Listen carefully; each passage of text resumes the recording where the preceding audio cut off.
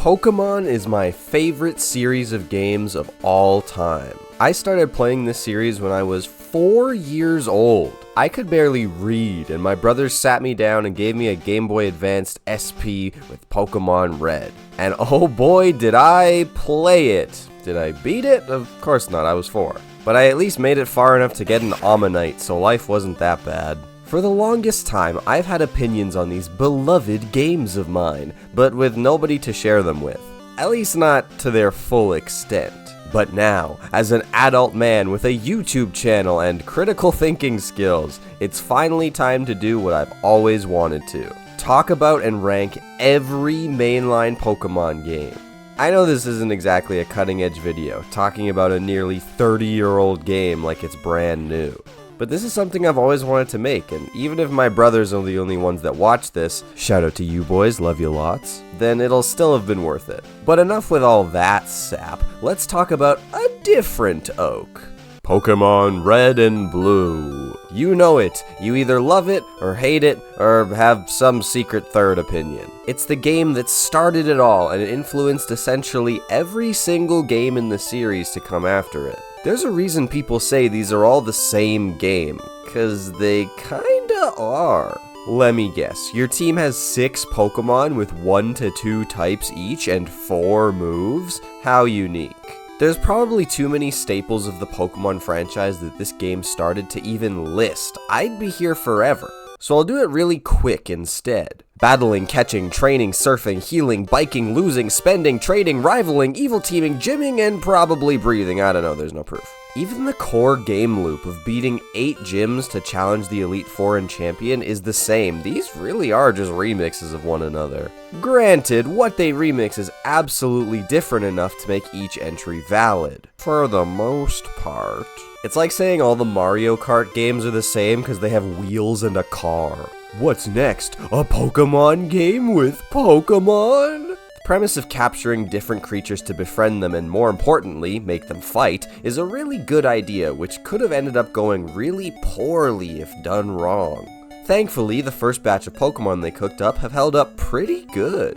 Everybody and their grandma knows what a Pikachu is. Most Pokefans can probably name all original 150 by heart, and if that's not iconic, then I don't know what is. Electro, Diglett, Nidoran, Mankey, Venusaur, Rattata, Fearow, Pidgey, Seaking, Jolteon, Dragonite, Ghastly, Ponyta, Vaporeon, Poliwrath, Butterfree, Venomoth, Poliwag, Nidorino, Golduck, Ivysaur, Grimer, Victreebel, Moltres, Nidoking, Farfetch, Abra, Jigglypuff, Kingler, Rhyhorn, Clefable, Wigglytuff, Zubat, Primeape, Meowth, Onix, Geodude, Rapidash, Megaton, Snorlax, Gengar, Tangle, Golding, Spearow, Weezing, Seal, Gyarados, Slowbro, and then another entire half of the song. Speaking of iconic, all of the sounds and music in this game are ridiculously memorable too. For these videos, I'm going to do a full playthrough of the game each time. Even though I've played Kanto a few times before, I want my experience with it to be as fresh and new as possible. So while playing, I'm trying my best to get into the mindset of someone who's never seen or heard of this game before, going in with as little pre-information as possible. That being said, I knew who I wanted my starter to be. Someone who makes the game objectively much harder.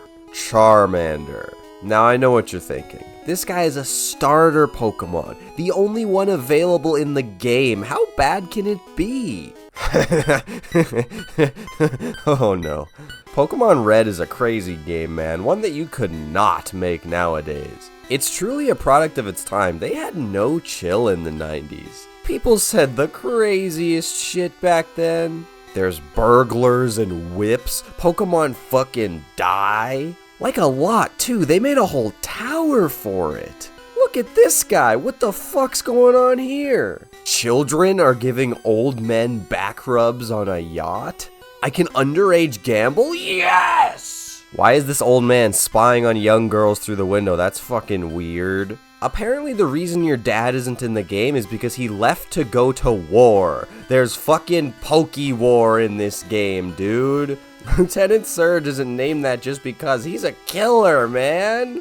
Besides being chock full of absolutely batshit insane stuff, the Kanto region in general is designed very well. Upon a first glance, this looks like nonsense. It's spaghetti. There's no clear start and end point, but that's on purpose. Kanto is a region that thrives off of exploration. This is a game that demands that you check all your options, because if you don't, you're gonna struggle with where to go. It's not a very linear region at all. It's not like you play a bit until you hit a roadblock, get the thing to move past, and then continue until the next roadblock. At all times, there's at least 3 paths you can't take until one of those gets opened, which leads to 3 more paths. This has to also be one of the best uses of the HMs I've ever seen. Cut bushes are everywhere. There's so many secrets you can unlock once you get surf. Fly is insanely handy as well, and strength leads to some really creative puzzles. It's not just the HMs that lead to roadblocks either. Some are natural, like the 2 Snorlaxes blocking your way to Fuchsia City. Or the 4 guards to Saffron City who are all so thirsty they can't let you pass but can be satiated by 1/4 of a can of Dr. Pepper. Me too, guys. Me too. This is roughly what my progression line through the region looked like, to put it into perspective. And there's options too. Routes, dungeons, and even entire gyms can be skipped out until later, or never. Except for the gyms, you gotta do all those. Kanto is a very impressive region when you examine it like this. Actually playing through it, however, is a different story. This game is fucking busted, man. Getting stun-locked is easier than catching Pokémon sometimes. Wrap is a move that makes it so you can't have fun until the game says so. What happened to consent? Sleep makes you lose a whole turn just to wake up. Status moves in general are just really strong here. Stuff like burn and paralyze aren't too common, but sleep is something that both I and my Pokemon seem to love doing. And don't get me started on freeze, just don't get frozen, okay? Pray to God you don't get frozen. Having a Pokemon with a status move immediately puts it a step above other Pokemon, because I don't know if you've ever noticed, but the level up moves of every Pokemon in this game are absolutely terrible. Like, embarrassingly bad. If you have a stab move, you're genuinely lucky. I'm so sorry, Pinsir, you'll get your revenge one day. But not until Ruby and Sapphire, it looks like. And even then, he still doesn't learn a bug-type move? What the fuck? Curiously, this is a game that relies on TMs to make your Pokemon viable. TMs are king here, and you'll know because you pick up at least 2 in every goddamn area you walk into. This means Pokemon that learn a lot of TMs are inherently very good, and those that don't are very not good. This is awkward because some TMs work when they definitely shouldn't, and others don't when they definitely should. So you're telling me Nidoking, the ground type, can learn Thunderbolt, but he can't learn Dig? The ground type move where you dig with claws or whatever? Charizard can learn Dig, but it can't learn a single flying type move? The ground type can learn an electric move and not a ground move, and the flying type can learn a ground move but not a flying type move. Make it make sense, please. People speculated this was because of balance. If you had a starter that learned Fly, maybe it might be a bit too strong. Good thing Blastoise can't learn Surf though, otherwise this argument goes out the window and it goes back to not making a damn lick-a-tongue of sense. All of these are reasons as to why at the very beginning I said that Charizard was objectively bad. Charizard gets access to 4 fire-type moves in the game. Ember at level 9, and then Flamethrower at 46, Fire Spin at 55, and Fire Blast after the 7th gym. Meaning the only stab move you're gonna have until, again, the 7th gym is Ember. Until then, you're faced with the first 2 gyms, which contain 2 out of Charmander's 3 weaknesses, Rock and Water. Not to mention other caves like Mount Moon and Rock Tunnel, where Charmeleon can't do jack shit. On top of that, it's only neutral to all 400 poison types you'll fight in a playthrough. So what does Charizard actually do well? Well, its flying type is basically non-existent, so all that does is add weaknesses to it. It removes its ground weakness and gives it an immunity, but you know who else has that immunity? Any flying type. So basically, Charizard is just a fire type with shitty fire moves. What can fire types hit? Well, they can hit bug, grass, and ice types for super effective damage. Ice types don't exist until you're almost done the game, and even then, most of them are water types anyway. So you're left with bug and grass types. Okay. You know what else hits bug and grass types for super effective damage? Any flying type. Not only do these flying types deal with pretty much everything Charizard can anyway, they have less weaknesses, more moves, and can even hit more things like fighting type for super effective. So Charizard, this unique starter pseudo-dragon, gets beaten by Fearow. And pretty badly too. I had Charizard in my party for the Elite Foreign Champion, and he attacked exactly 4 times. I tried my hardest to get rid of him before this too. You lucky bastard. Blastoise gets Surf, that's pretty much all you need, and grass types are actually really solid as well. Lots of caves and routes use a ton of rock, ground, and water types, so grass can go pretty uncontested. Only thing holding Venusaur back is that pesky poison type.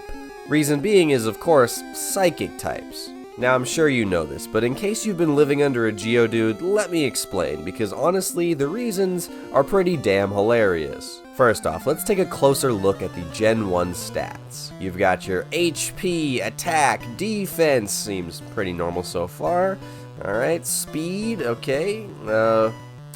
What the fuck is special? What does special mean? Is it just how unique my Pokemon is? No, basically how I like to think of it is melee versus ranged attacks. Physical moves use your attack and defense, whereas special moves use your special attack and defense. For some reason though, in Gen 1, special was combined into one stat, meaning if you had a high special stat, you not only hit hard, but were bulky as well. And in a world where every psychic type move is special and all psychic types have a good special stat, they're set up for success from the jump. Secondly, they all get access to a very strong, reliable, and accessible move, Psychic. Which is just a stupid name, like, come on, seriously? A move the same name as its typing? Not only that, but the only moves super effective against Psychic types are all less than 50 power, and used by Pokemon who are all also weak to Psychic types. And if you happen to be a Bug type that wasn't a Poison type, oops! We forgot to give you a Bug type move, our bad. Did you know in the Kanto Pokédex there are 24 normal types, 32 water types, and 33 poison types? It's not enough you deal a ton of damage with very little things that can kill you, but you're super effective against over 1/5 of the dex? Oh my god! No wonder everyone used a Mewtwo in competitive. It's like showing up to a knife fight with a tank. And when I say there is a poison type in every other battle, I'm not kidding. It's not bad enough that so many members of Team Rocket use poison types, but there's also so many trainers that use them as well. Grimer, Coughing, Ekans, Nidoran, all these fucking poison types. There's a reason I didn't mention the poison status earlier, and that's because it's genuinely in a whole nother league of its own. I am not exaggerating when I say I was poisoned upwards of 30 times in this playthrough. And this is just a branch of a more deep-rooted problem with Kanto as a whole. I think the distribution of Pokemon throughout the game is bad. Like, yes, sure, I understand there's only 150 Pokemon in the whole game that you can use, and some of these should be harder to find than others. Exclusives like the starters, fossils, Porygon, and the Hitmons, not to mention other legendaries, are good for the game. They have a unique form of rarity that makes them feel more special, which is great. The problem is, for a large majority of the game, especially the earlier areas and the regular old routes with grass, so many of these have so little mix-ups in the encounter list. Let me guess, the route has Rattata and Spearow? How daring. And this same issue applies to trainers as well. So many of them use the same Pokemon every fucking time, and so many trainers just have the same Pokemon, but 3 or 4 of them. The game ends up turning into this sub-game of what I like to call, Can You Beat Ghastly?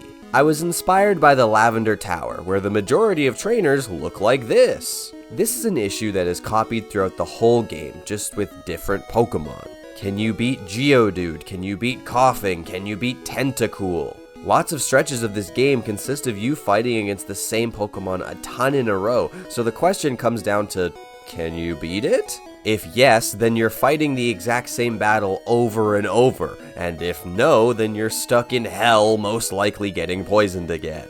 All of these problems can be boiled down to one issue, one area of the game that is so disgustingly, horribly, inexcusably bad that I truly believe it is single-handedly responsible for the state of the game. And that area is Fuchsia City. Fuchsia City to me embodies everything that's wrong with this game. Bad distribution of Pokemon, clunky systems, poorly thought out trainers, and goddamn motherfucking poison types. Let's break them down one at a time. The source of all the bad distribution of Pokemon in this game is the Safari Zone. Straight up. I fucking hate this area, man. Gameplay wise, it's kinda cool. Catch as many Pokemon in this minigame as you can before time runs out. Neat. You know what's not neat? Having 7 lines of Pokemon exclusive to one area of the game. Oh, and my apologies. Technically, it's only 5, because you can get Scyther and Pinsir by, let's see here. Purchasing them at the game corner. That doesn't make me more satisfied. The only thing rare about Tauros is how he's coming out off the grill. Truthfully, there's other Pokemon that appear in like one other area and the Safari Zone.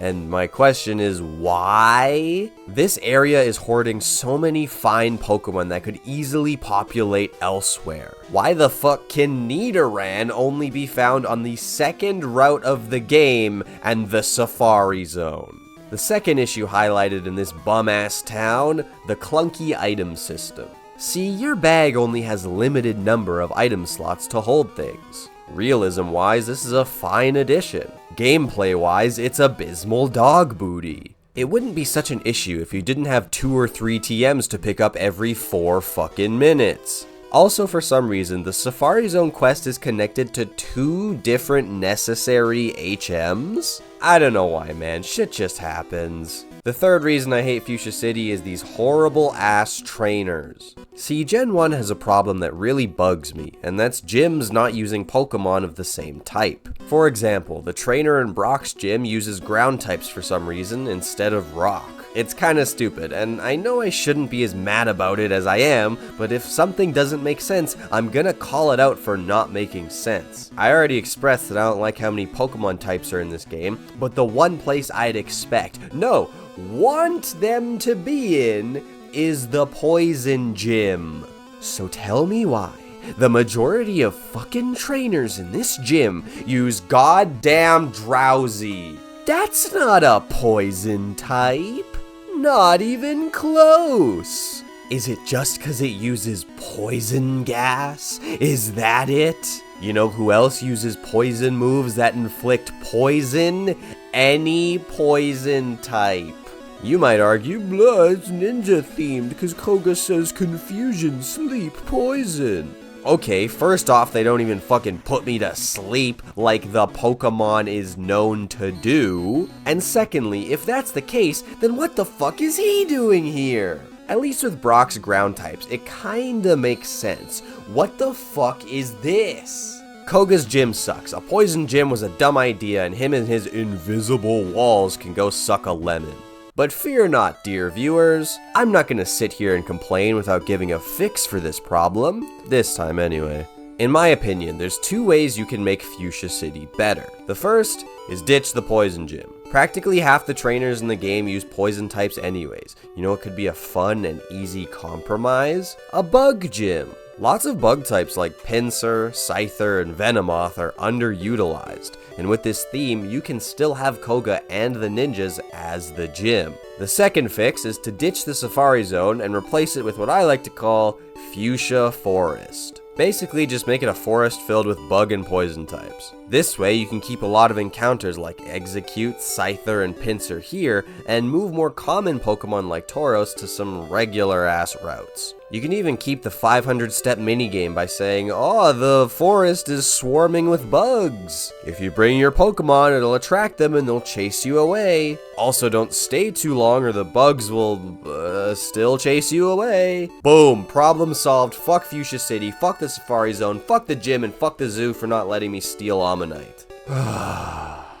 You know, maybe I shouldn't be so hard on Fuchsia City. I shouldn't make it the villain when in this game we actually have some of the series' best antagonists hands down. Team Rocket is fucking evil. It's stated multiple times in game that not only do they steal Pokemon, but they kill them too. Like, that's crazy hater behavior. How evil do you gotta be to see fucking Jigglypuff and say, yeah, let's stab this guy? Now, Wigglytuff, I understand. They also run the Game Corner as an illegal front for their operations, and they took over Silphco to steal their technology. These guys are half mafia, half terrorist. No wonder they're so feared. It feels really cathartic to take them down, like you really have a sense of just making your own justice in this outlaw Pokemon world that you live in as a 10-year-old. Their inclusion in the story is really well done in my eyes, though most of it can be wrapped up before the 6th gym, which is kinda crazy to think about. And speaking of gyms, the big reveal that the final gym leader you face is none other than Giovanni himself is just absolutely hilarious. Like, I'm sorry, did he take a break from being a gym leader to become a terrorist? Or was he already a terrorist when he got the job? Regardless of circumstances, it's still a cool twist, and after you swamp his ass, he vows to be a good person and just fucking disappears. So, yay, justice, I guess? After beating all 8 gyms, you can finally head to the climax of the game. Going through the badge check gate is awesome and is a really cool way to visually show how far you've come. But is it just me, or is Victory Road short? Like, really short. It had an okay puzzle to it, but overall it felt a little underwhelming. What wasn't underwhelming, however, was the true finale. The moment you've spent your entire Poké career chasing after. The Elite Four. Beat them all and become the champion. Easy, right? Wrong! These guys' levels are off the charts, and nothing in the game can compare. Except you, Mewtwo, but we're not talking about you right now. It's really cool seeing the absolute best of the best Pokemon be used against you here, and it really feels like you've earned it when you finally beat all 4 of them and become not the champion? Behold, the single best twist in this game, perhaps in the Pokemon series. Your rival, the person who's been one step ahead of you this entire time, gets one last advantage. He did it. He accomplished the goal you set out for and became the champion. But the question is how? How did this fraud of a man get one step ahead of you this whole time? Especially when you literally beat his ass on the way here. Which is a stupid fight they should have removed, but I digress. How does Blue always win? Is it determination, hard work, a strong bond with his Pokemon? Simple. He cheats. No joke either, I have proof. In my battle against him, I wanted to use my Vileplume, but look out, Blastoise has Blizzard. So I waited until his PP ran out. Waited and waited. Blizzard only has 5 base PP, so he must be, oh no, there's another one. Well, maximum, if he used PP ups, he has 8 attacks, so I'll just heal through it. Wait, did he just hit me a 9th time? That's right. Not only does Blue have an infinite amount of PP for his attacks, he also can't miss. Meaning, congratulations, you've officially cheated your way to the top. Jokes aside, this moment is so beyond legendary, and is honestly one of the reasons this game is remembered so fondly. Other games in this series have tried to replicate this moment, but none of them hit the same heights as this one right here. The first person you ever battled who vowed to be your rival is also the last. A rival no more. But what next? What do you do after the best day of your life? Go catch 'em all, dude. It says right there. Seriously though, there's not much post-game here aside from fucking around with Mewtwo, but since I'm not playing with other people, my biggest ops have already been taken down, so I don't really care. And that's Pokemon Red and Blue. Overall, what do I think about it? How did these games do, and what's it like playing it over 25 years later? These games are weird, man. Playing it now, these feel like Uncanny Valley Pokemon games sometimes. Pokemon don't evolve when they should, their movesets are all terrible. You can miss Pokeballs? Many sprites look completely different. Some things straight up don't work like they do now. Escape ropes, for example, take you out of a cave and back to the Pokémon Center. It is nice how this game makes you use your brain a lot to think through puzzles. It's mostly straightforward in how you progress too. I only had one time where I found myself needing to use a guide, and that was in the Rocket Hideout. Turns out to get the card key, you have to warp onto this specific tile and then walk down to get to this skinny little area. That's a good puzzle, but goddamn was I not smart enough for this children's game. Sometimes this game makes you use your brain a little too much though. Trying to figure out how much HP a Pokemon has and what its level is can be really hard to see, especially in the later stages when everything has over 100 HP. But hey, the Game Boy was like 5 pixels wide, I can't complain too much. There's a lot of things here that are so core to the identity of old school Pokemon, like Cut removing tall grass or the screen flickering when someone is poisoned. If you didn't grow up with it, I can't really imagine what playing a game like this today would feel like. But as for me, a man whose first ever video game was Pokemon Red, how was the experience?